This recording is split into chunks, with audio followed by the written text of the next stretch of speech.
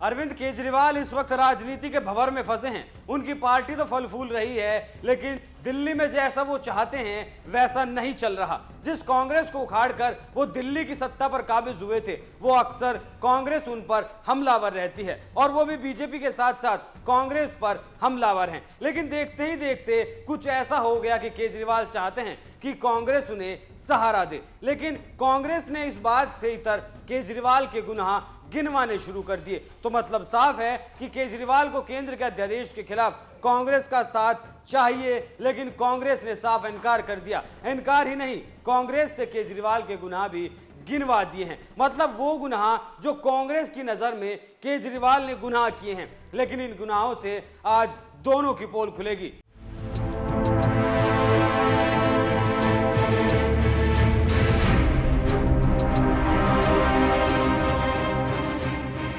नमस्कार, NMF news देख रहे हैं आप। मैं हूं आपके साथ अभिषेक पुंडीर। विपक्षी एकता की चर्चा के बीच दिल्ली के मुख्यमंत्री अरविंद केजरीवाल के अध्यादेश के खिलाफ मुहिम कमजोर पड़ती नजर आ रही है। खबर ऐसी है कि सुप्रीम कोर्ट के फैसले का समर्थन कर चुकी कांग्रेस अब केजरीवाल से किनारा करने का प्लान तैयार कर चुकी है। इतना ही नहीं, कांग्रेस का कहना है कि केजरीवाल ने बहुत सारे गुनाह किए हैं। पहले आप वो गुनाह सुनिए।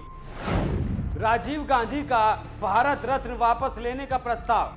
दरअसल 4 साल पहले की बात है जब केजरीवाल सरकार विधानसभा में एक प्रस्ताव लेकर आई थी, जिसमें कहा गया था कि राजीव गांधी को दिया गया भारत रत्न वापस लिया जाए। और इसके पीछे का तर्क था कि वो 1984 में हुए सिखों के नरसंहार के दोषी थे। मतलब राजीव गांधी ने कहा था कि जब बड़ा पेड़ गिरता है तो आसपास नुकसान होना संभावित सी बात है।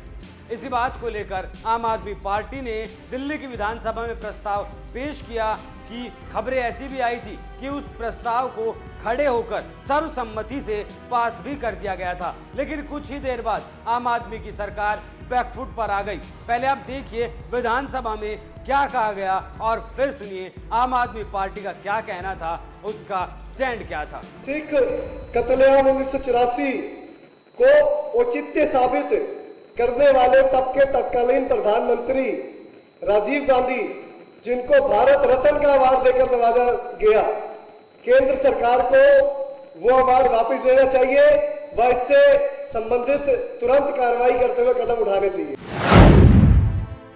इस पर लीपापोती करने के लिए आम आदमी पार्टी के प्रवक्ता सौरभ भारद्वाज सामने आए और उन्होंने बड़ी ही सफाई से इस सारे डैमेज को कंट्रोल करने की कोशिश की। हालांकि वो इसमें कामयाब नहीं हो पाए। उसके गठन के लिए दिल्ली सरकार को निर्देश दिए गए थे। जो कॉपी सबको डिस्ट्रीब्यूट की गई और हाउस के आगे प्लेस की गई, उसमें पूर्व प्रधानमंत्री राजीव गांधी जी के विषय में कोई वाक्य नहीं था।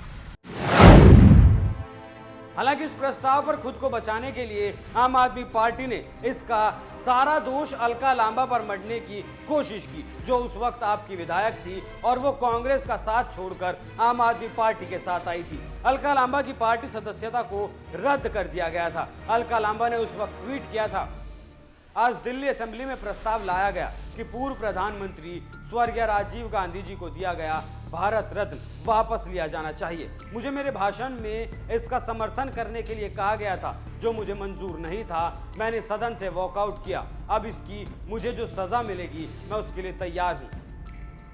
हालांकि आपके नेता कहते रहे कि प्रस्ताव पास नहीं हुआ, लेकिन प्रस्ताव पास हो चुका था। बीजेपी नेता ने ट्वीट कर इस बात की जानकारी दी थी कि राजीव गांधी से भारत रत्न वापस लिए जाने का प्रस्ताव विधानसभा में पास हो चुका है और अब यह सदन की कार्रवाई का हिस्सा बन चुका है। तो ऐसे में कांग्रेस कैसे केजरीवाल का समर्थन कर सकती है? और केजरीवाल ने सोच भी कैसे लिया कि केंद्र के अध्यादेश पर कांग्रेस आम आदमी पार्टी का समर्थन करेगी? अब आप सुनिए कांग्रेस ने जो दूसरा गुनाह गिनवाया है। आर्टिकल 370 पर बीजेपी का दिया साथ। आपको अगर याद हो तो 2019 में जब केंद्र सरकार ने कश्मीर से धारा 370 को खत्म करने का काम किया था, तो कांग्रेस इसके खिलाफ खड़ी थी और आम आदमी पार्टी ने केंद्र का समर्थन किया था। हालांकि ये भी एक चमत्कार के जैसा ही था, क्योंकि केजरीवाल कभी भी बीजेपी के किसी फैसले के साथ खड़े नजर नहीं आते। धारा 370 हटने के बाद केजरीवाल खुश नजर आए और कहा कि इससे राज्य की शांति और विकास में प्रभाव पड़ेगा। इसके बाद आम आदमी पार्टी ने इस स्टैंड पर आलोचना शुरू कर दी। दिल्ली के लिए पूर्ण राज्य की मांग करने वाली आम आदमी पार्टी के इस रुख पर कई लोगों ने नाराजगी भी जाहिर की थी। इसी बीच कांग्रेस ने भी आपत्ति जताई। दिल्ली कांग्रेस के पूर्व अध्यक्ष और नेता अजय माकन ने ट्वीट कर तंज कसा। उन्होंने लिखा, केजरीवाल जी, आप तो ये ना थे या थे और जनता को मूर्ख बना रहे थे। पहले दिल्ली को केंद्र शासित से पूर्ण राज्य की मांग कर रहे थे और अब जम्मू कश्मीर को पूर्ण राज्य से केंद्र शासित का समर्थन कर रहे हैं। शेर की खाल में लोमड़ी ही थी, तो अब तो जग जाहिर हो गया है। कांग्रेस का कहना था कि केजरीवाल का दूसरा गुनाह था, क्योंकि कांग्रेस को लगता था कि आपको कश्मीर के मुद्दे पर कांग्रेस का समर्थन करना चाहिए था, क्योंकि कांग्रेस भी चाहती थी कि कश्मीर से धारा 370 का खात्मा ना किया जाए और जैसा अलगाववाद वहां चल रहा है वही अलगाववाद कश्मीर में चलता रहे, कश्मीर कभी भी विकास की राह पर अग्रसर ना हो। इसलिए कांग्रेस को खींच हुई कि आप आम आदमी पार्टी ने उसका समर्थन धारा 370 के मुद्दे पर क्यों नहीं किया। अब तीसरे नंबर पर आता है खालिस्तान का मुद्दा। केजरीवाल हैं खालिस्तान समर्थक।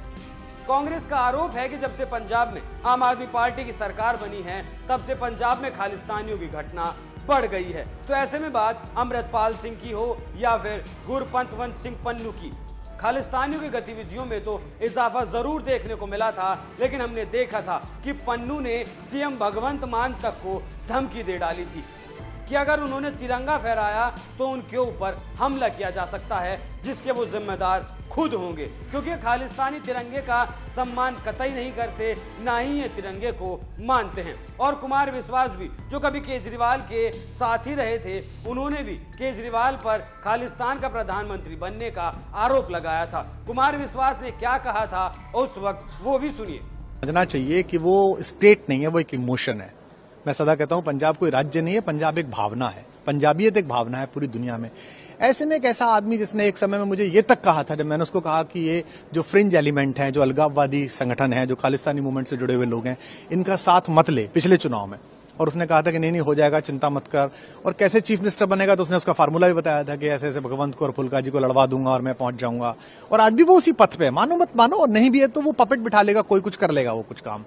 तो ऐसे में उसने मुझे इतनी भयानक बातें बोली जो कि सबको पता है, पंजाब में सबको पता है, कि एक दिन तो मुझसे कहता है कि तू चिंता मत कर, या तो मैं एक स्वतंत्र सूबे का मुख्यमंत्री बनूंगा। और मैंने कहा ये अलगाववाद 2020 का रेफरेंडम आ रहा है, पूरी दुनिया फंडिंग कर रही है आईएसआई से लेके और बाकी अलगाववादी ग्रुप। तो कहता तो क्या हो गया, तो स्वतंत्र देश का पहला प्रधानमंत्री बनूंगा। कांग्रेस नेताओं पर हो रही कार्रवाई।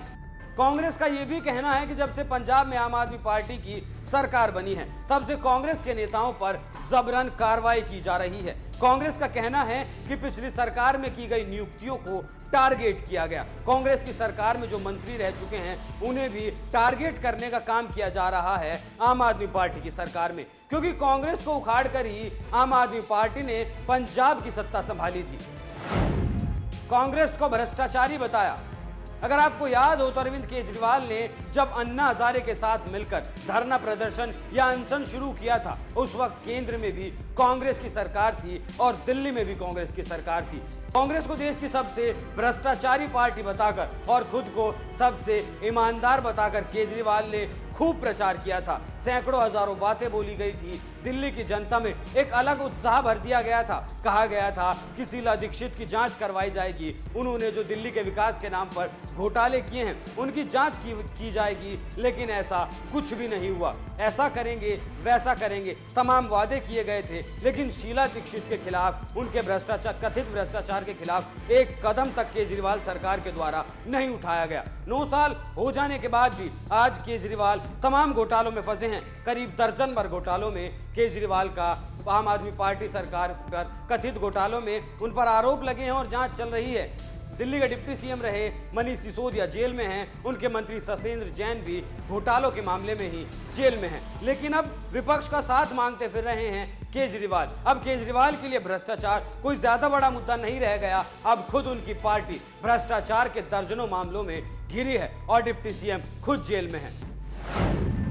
जस्टिस दीपक मिश्रा मामले में अलग राय। कांग्रेस ने एक और केजरीवाल का गुनाह गिनवाया है कि जस्टिस लोया की मौत के मामले में जस्टिस दीपक मिश्रा ने विपक्ष की ओर से दायर पीआईएल सुनने से इनकार कर दिया था। तब विपक्षी पार्टी खासकर कांग्रेस दीपक मिश्रा के खिलाफ अभियोग लेकर आई थी, तब केजरीवाल ने विपक्ष का समर्थन नहीं किया था। तो ऐसे में कांग्रेस को केजरीवाल के लिए नाराज समझा जा सकता है। जब केजरीवाल कभी कांग्रेस के साथ खड़े नहीं हुए तो फिर कांग्रेस कैसे उनके साथ खड़ी हो सकती है। लेकिन केजरीवाल चाहते हैं कि पुरानी बातों को भूलकर कांग्रेस उनका साथ दे, लेकिन ये कांग्रेस के पास एक मौका है केजरीवाल से बदला लेने के लिए, और इसीलिए कांग्रेस प्रधानमंत्री नरेंद्र मोदी के फैसले के साथ आकर खड़ी हो गई है। और मोदी के फैसले के साथ कांग्रेस का आना केजरीवाल के लिए किसी खतरे की घंटी से कम नहीं है। तो अब ऐसे में देखना दिलचस्प होगा कि नीतीश और ममता को जोड़ चुके केजरीवाल कांग्रेस का भी कोई तोड़ निकाल पाते हैं